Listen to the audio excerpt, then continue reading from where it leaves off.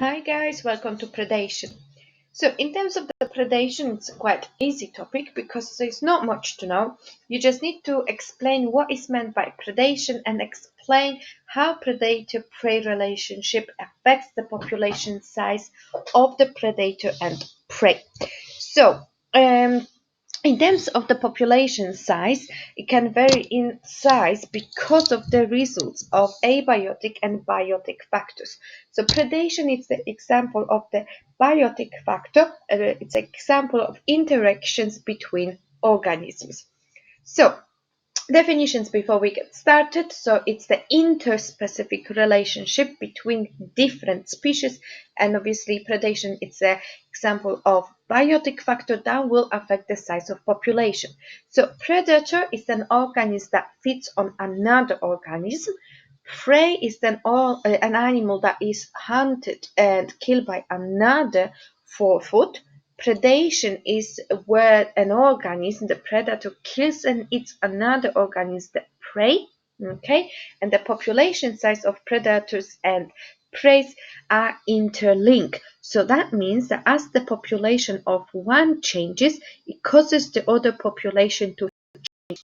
And we will be looking at the fluctuations here. So in the ecosystem, obviously, the certain size of the population it's going to be supported by this ecosystem, and it can reach only the specific size, and this kind of optimum size it's called a carrying capacity. So the population size will vary in the size as the result of what we've mentioned, abiotic factors, so like pH, like water, and the interactions between organisms, so could be competition and predation, which is the example of the interspecific interaction. So what we need to actually know and be able to do is to explain the fluctuations between the prey and predator. So there are many different things that we could be looking at, but the main idea is here the fact that obviously this is the predator, this is the prey. So once you've got the high number of the prey, the number of the predators is going to increase because there is more food available for them. Once the prey has been eaten and the size of the population of the prey decreases, same does the population of the predators because there is no more food available. So this is the fluctuation that you need to be able to explain. So obviously they evolve together, and the prey is part of predator's environment, and the predator dies if it does not get food. So it evolves whenever it's necessary in order to eat the prey. And then obviously the prey dies, and that happens if it's eaten by the predator. So it evolves whenever it's necessary to avoid being eaten. So for example, the adaptation could be the speed, could be the way they can hide from the predators, could be sense of smell or hearing, whatever. So the prey will do anything to obviously hide, but predator will do anything to then make sure that they get better in getting the food source. So this is the idea of evolving as well. So population size, what we say, it's interlinked because as the prey population increases, there is more food for predators, so the predator population grows in size. But as the predator population increases, more prey is eaten, so the prey population then begins to fall. And this means there is less food for the predators, so the population decreases and so on. Okay, so make sure you get into this so what idea, because if they ask you to describe the graph, this is what you need to do, naming the species they've used as a prey and as a predator. So obviously this relationship is complicated because it could be affected by other factors. Okay, so the relationship between the prey and the predator, as we've seen, could be reduced, causing less prey for the predators to be eaten or could increase. So depth fluctuations are really important. So what we're going to look at, it's another thing what we mentioned before, evolution. So the population crashes create selection pressures. So selection pressures means that the both populations of the prey and the predator will want to evolve. So they want to then get better adapt to those harsh conditions. So how they can actually evolve. So predator, for example, can be better adapt, can have faster movement, can have more effective ways of hiding, and better means for detecting prey. Members of the prey could be better adapt at avoiding predators, so for example could hide really easily, or could become could have more protective features, so like spines for example, or the specific behavior.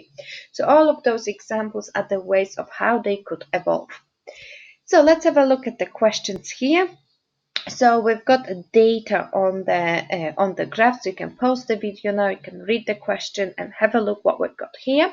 And we need to answer the question, what does that data suggest about predation or by domestic cats? Firstly, I hope you read the information. So what we've got here is the mean number of animals. We've got then the key here, so mammals, birds and frogs, and the standard deviation. So it's something that we need to consider, remember if they overlap or not, and the type of housing. Okay, and the interested here by domestic cats.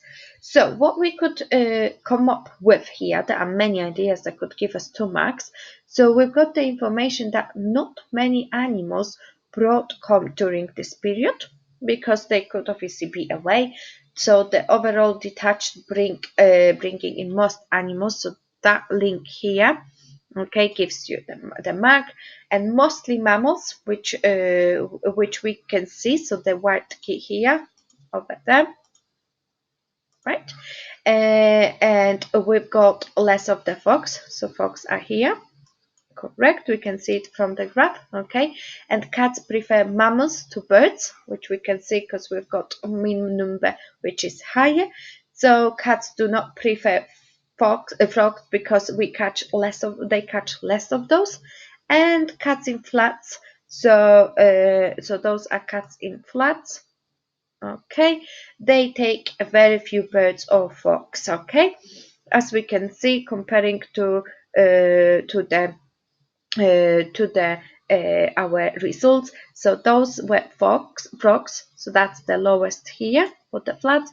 And then if we're comparing with the birds, same. So for the cats in flats, we've got the lowest in there. Okay, and we could talk about the standard deviation as well here. So remember, if they overlap, there is no significant difference, and if they don't overlap, okay, there is a significant difference. So you could talk about that as well for that question. Another question, same graph, some scientists thought that the results of this investigation were not reliable, okay, and so just one reason why they might have thought that they were not reliable. So coming back, what we've got here, okay, so we've got different types of the housing. Record the number of mammals, birds and the frogs, okay, over 5 months. And then we've got the mean number and different types of the housing. Right, so why is it not good? Okay, because cats don't bring, obviously, those prey inside the house. Okay, they could just easily eat them before they get into the house. Another thing, obviously they might eat different different kind of animals than just those, so that could affect the lower mean number of eaten, for example, frogs here, because they've eaten something else before, so they're not hungry. And again, they don't bring them home, they just eat them before. So overlap in standard deviation, so what we've mentioned in our previous answer here, there is no significant difference if they if they overlap, and we don't have any details of the housing here as well. And what else we could do? The number of prey is not large. Okay, so we